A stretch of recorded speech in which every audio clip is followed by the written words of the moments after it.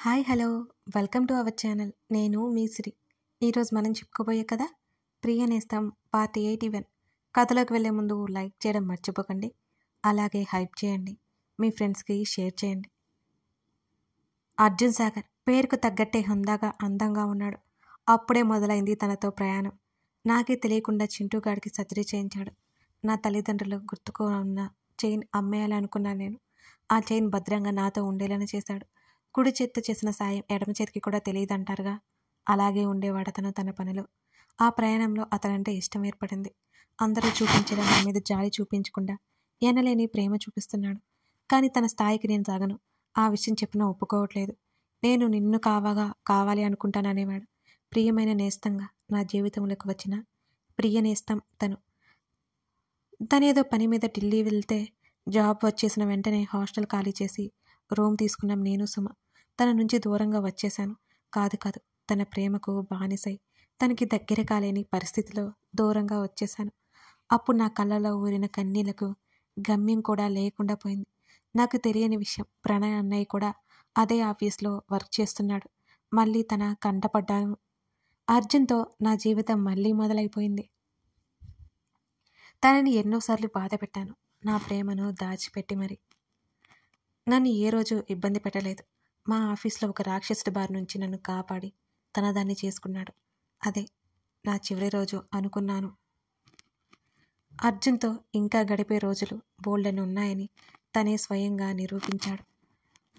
అక్కడ నన్ను తన ఇంటికి తీసుకెళ్ళాడు. అంటే ఆ రోజు రక్ష అందుకే ఆయనతో పాటు ఇంటికి వచ్చింది రాత్రి. తెలిసి కూడా ప్రణయ్ అన్నయ్య చెప్పకుండా దాచి నన్ను ఏడిపించాడు అని మనసులో అనుకుని అప్పుడు ప్రవర్తిక కలిగిన ఇన్సెక్యూర్ ఫీలింగ్ గుర్తు చేసుకుని ఆమె నవ్వుకుంది. మళ్ళీ డైరీ చదవడం మొదలుపెట్టింది ప్రవర్తిక. తర్వాత తన అత్తయ్య మావయ్యలకి నన్ను పరిచయం చేశాడు. వాళ్ళలాంటి మంచి వ్యక్తులను నేను ఇప్పటి వరకు ఎక్కడా చూడలేదు అనుకున్నాను ఆ సమయంలో.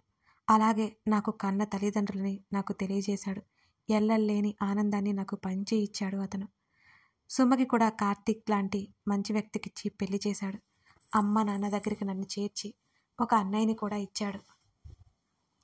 ఏమిచ్చి తన రుణం తీర్చుకోవాలి నేను అనుకునేదాన్ని. జీవితాంతం నా ప్రేమనిచ్చి రుణం తీర్చుకోవాలి అనుకున్నాను. తనని వదిలి క్షణం కూడా ఉండలేనట్టు మారిపోయింది నా పరిస్థితి. అమ్మ నాన్న తను నా జీవితం ఆనందమయం అయిపోయింది. మా మనస్సాక్షిగా ఎప్పుడో తన అర్ధంగిగా మారి దేవుడు సాక్షిగా తన భార్యని అయిపోయాను. నా తనువు నా మనసు తనకి అర్పించేశాను. తనతో నా జీవితం అనుకునే సంతోషపడిపోయాను. మా భవిష్యత్ని తలచుకుంటూ మరిచిపోయాను. మరో 2 నెలల్లో మా పెళ్ళి. చాలా సంతోషంగా ఉన్నాను అర్జున్ ప్రేమలో నేను. అప్పుడే నాకు ఒక విషయం తెలిసింది. ఉన్నట్టుండి మా ఆశ్రమంలో కొందరు సహజ మరణాలు పాలవుతున్నారని నాకు ఇన్ఫర్మేషన్ వచ్చింది. ఆరోగ్యంగా ఉన్న వాళ్ళు కూడా అలా చనిపోవడం నాకు దిగులు కమ్మేసింది. ఆ విషయం నుంచి బయటపడడానికి ఎన్నో రోజులు పట్టింది. అర్జున్ దగ్గర ఒక మాట తీసుకోవాలి. తనకు ఒక మంచి బహుమతి ఇవ్వాలి. మా పెళ్ళి అయిపోయిన తర్వాత చెప్పాలి. తర్వాత పేజీ తిప్పితే ఏమీ కనబడలేదు ప్రవర్తికకి. ఇప్పటి వరకు తన ముందు రక్ష కూర్చుని చెప్పినట్టుగా ఉంది ఆమెకి. డైరీలో నుంచి బయటపడగానే రక్ష లేదా అనే విషయం తలుచుకుని ప్రవర్తిక కన్నీళ్లు కార్చింది. అర్జున్ దగ్గర ఏ మాట తీసుకోవాలనుకుంది రక్ష అనుకుంటూ ఆమె ఆలోచిస్తోంది. ఆ డైరీ తీసి భద్రంగా దాచిపెట్టింది. అర్జున్కి చూపించాలో వద్దో తెలియలేదు ఆమెకి. తన తండ్రి మీద విపరీతమైన కోపం వచ్చింది. ఏమీ తెలియని అమాయకురాల్ని చంపేశారు. నా రక్ష చావుకి బదులు తీర్చుకోవద్దా అంటున్న అర్జున్ మాటలో గుర్తుకు రాగానే అర్జున్కి కాల్ చేసింది. అప్పటికే అర్ధరాత్రి 12 గంటలు అవుతుంటే. అప్పటికే నిద్ర పట్టించాడు అర్జున్. ఫోన్ మోగుతుంటే బద్ధకంగా కళ్ళు తెరిచి ఫోన్ చేతుల్లోకి తీసుకున్నాడు. ప్రవర్తిక నెంబర్ కనిపించగానే వెంటనే లేచి కూర్చున్నాడు అతను. అర్జున్ మాట్లాడకముందే ఏవండి అని ఏడుపు గొంతుతో అంది Pravartika. Are you okay? Arjun గొంతులో కంగారు స్పష్టంగా తెలుస్తుంది. నేను బాగానే ఉన్నాను, మీతో మాట్లాడాలి అనిపించింది అని అంది అసలు విషయం దాచి. ఆమె మాటలకు రిలాక్స్ అయ్యి నిద్ర పట్టలేదా అని అడిగాడు. కళ్ళు తుడుచుకుంటూ బదిలిచ్చింది. ఇబ్బంది పెట్టానా మళ్ళీ వెంటనే అడిగింది అతన్ని. అదేం లేదు, నేను ఇప్పటి వరకు మేలుకొనే ఉన్నాను. నీకు నిద్ర పట్టకపోతే నాకు కాల్ చేయి అని అర్జున్ అంటుంటే అంది. నీ వీడియో కాల్ యాక్సెప్ట్ చేయి అని అర్జున్ అంటుంటే వద్దొద్దు కంగారుగా చెప్పింది. తన ముఖాన్ని చూసి తను ఏడుస్తుందని అతను ఖచ్చితంగా కనిపెడతాడని ఆమెకు బాగా తెలుసు. భయమేస్తుందా అని అడిగాడు, ఆమె మనసులో ఏముందో అర్థమవక.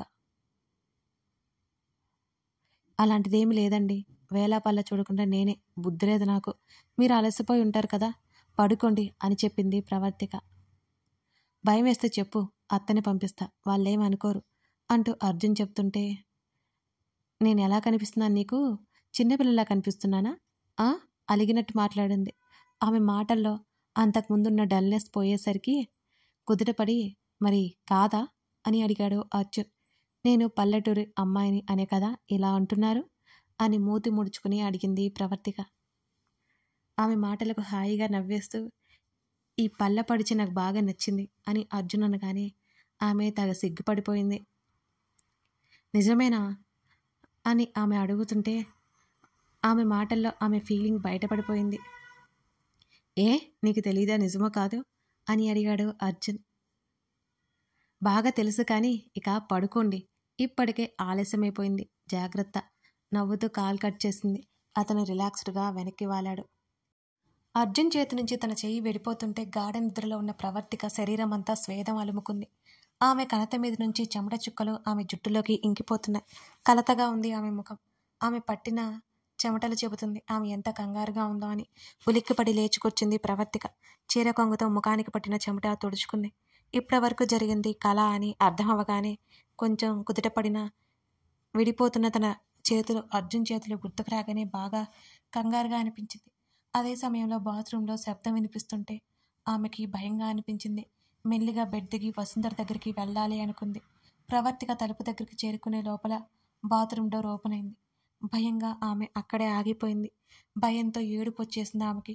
మెల్లిగా వెనక్కి తిరిగి చూసింది. అప్పుడే స్నానం చేసినట్టుగా టవల్ నడుముకు చుట్టుకొని బయటకు వస్తూ కనిపించాడు అర్జున్. అప్రయత్నంగా బెడ్ మీద చూసిన అర్జున్కి ప్రవర్తిగా కనిపించలేదు. రూమ్ అంతా కలియ చూశాడు. తలుపు దగ్గర నిల్చుని తననే భయంగా చూస్తుంటే ఆమె ముఖంలో స్పష్టంగా కనబడుతున్న భయాన్ని చూస్తూ ఆమె దగ్గరికి అడుగులు వేశాడు అర్జున్. నన్నేం చేయొద్దు అని ప్రవర్తిక అరుస్తోంది. ఇంకా నడగలో వేగం పెంచాడు అర్జున్. శ్రీ ఆంజనేయం ప్రసన్నాంజనేయం అని పైకి హనుమాన్ దండకం చదువుతూ ఏడు మొహం పెట్టుకుంది ఆమె. హేయ్, ఏమైంది? ఆమె పనిలో ఇంతగా చూస్తూ ఆమె భుజం మీద చేయి వేశాడు అర్జున్. నన్నేం చేయొద్దు అని గట్టిగా అరుస్తుంటే ఆమె నోరుని మూసివేశాడు అర్జున్. అతని స్పర్శ అతనిచ్చింది వచ్చినట్టు తెలియజేస్తుంటే నిజమో కాదో అని భయపడుతూనే ఉంది, నమ్మలేక. అప్పటికే వసుంధర కృష్ణమూర్తి ప్రవర్తిక అరుపుకి కంగారుగా అక్కడికి వచ్చారు. వసుంధర తలుపు కొడుతుంటే తలుపు తీశాడు అర్జున్.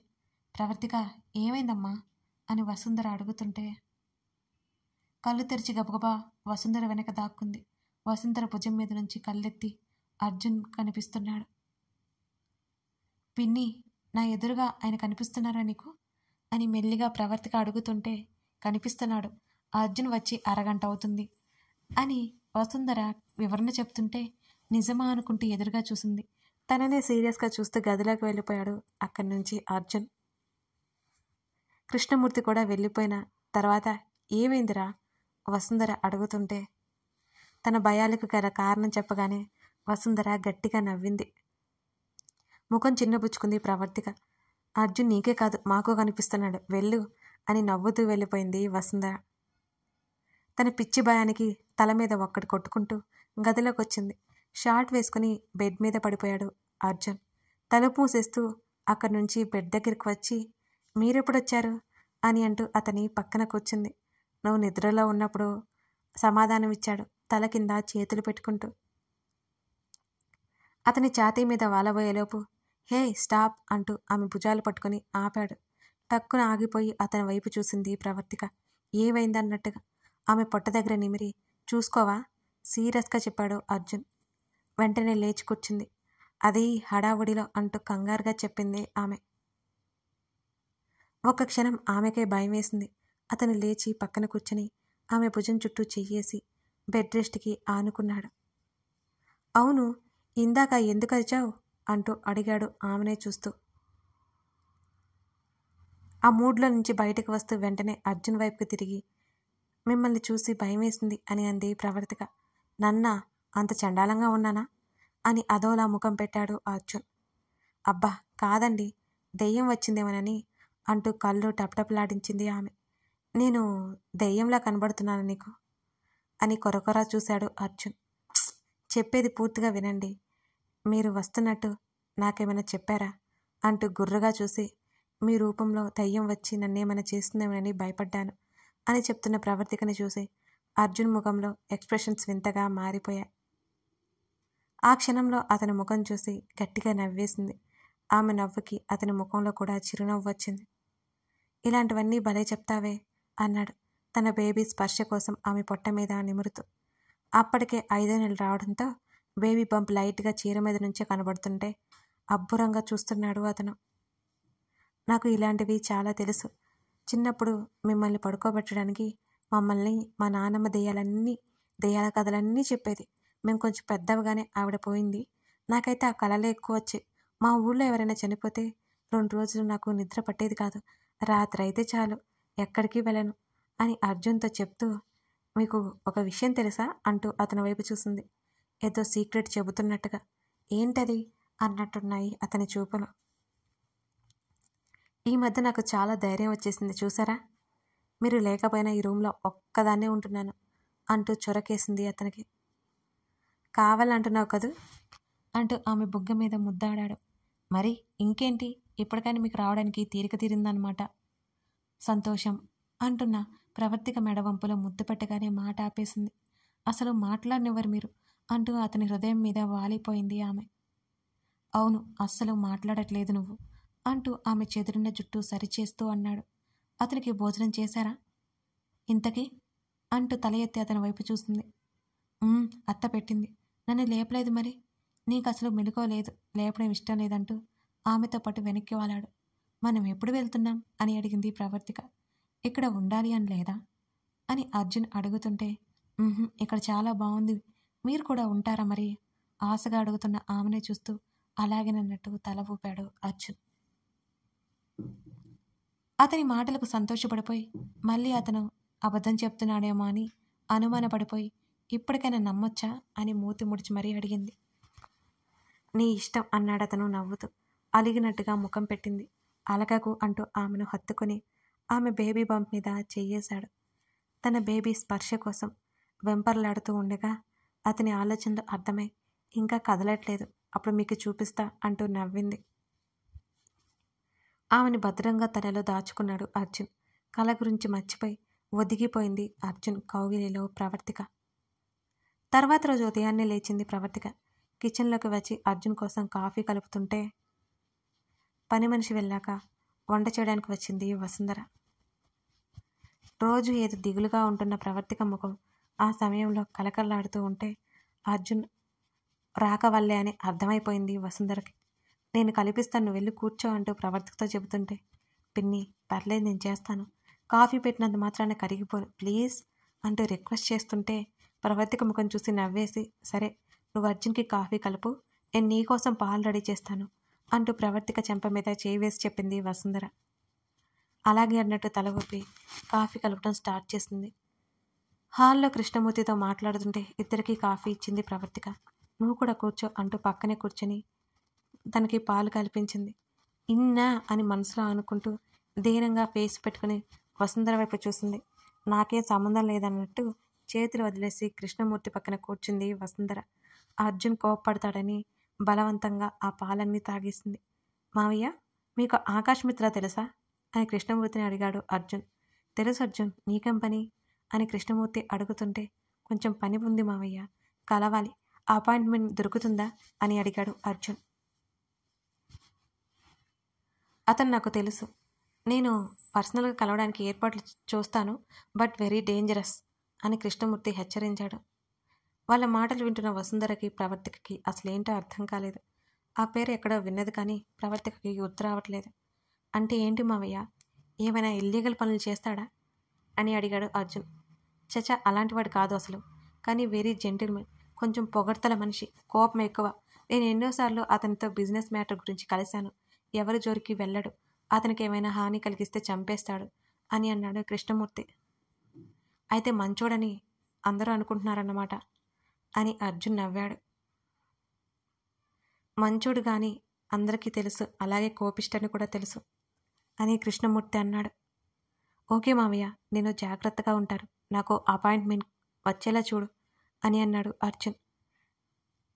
రాగినికి అజయ్కి ఒకరంటే ఒకరు ఇష్టమైన జయేంద్ర చెవిలో ఊదింది కరుణ. ఆమెకి తెలిసిన దాంట్లో అదేమి రాగినికి అజయ్కి తెలియదు. ఢిల్లీ వెళ్ళిపోతానంటే జయేంద్ర వెళ్ళనివ్వలేదు అజయ్ని. అశోక్ మిత్ర వస్తాడని అజయ్తో చెప్పాడు.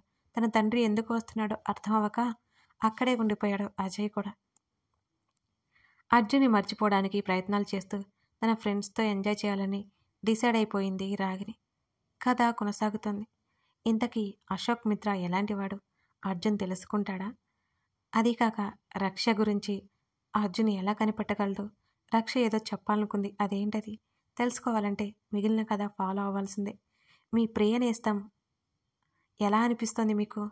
నచ్చుతోందా? చెప్పేయండి.